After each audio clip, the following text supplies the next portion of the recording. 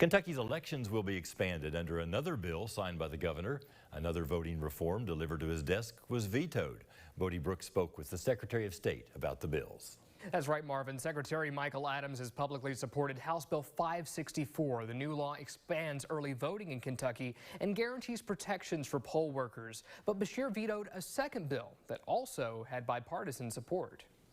They'll have 6 days of in-person absentee voting before those 4 days start. So a total of 10 days to vote. A year after Kentucky took the first step in expanding early voting, now more days are on the calendar. Secretary of State Michael Adams continuing a rare bipartisan trend. When it comes to voting access, they've not acted like some of the state Republican parties in other states that have been more restrictive. University of Kentucky professor Stephen Voss says Republicans have a luxury of choosing a cooperative approach because of a commanding electoral lead.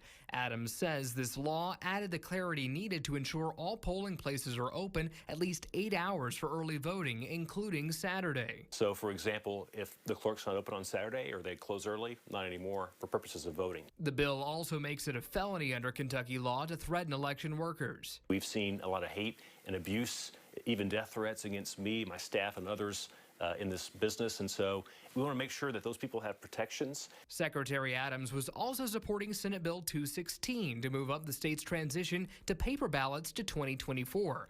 That bill received a veto. There are flaws with paper voting. There are flaws with electronic voting. And every time we feel like something's wrong, we switch again. And obviously that adds a lot of expense and a lot of instability.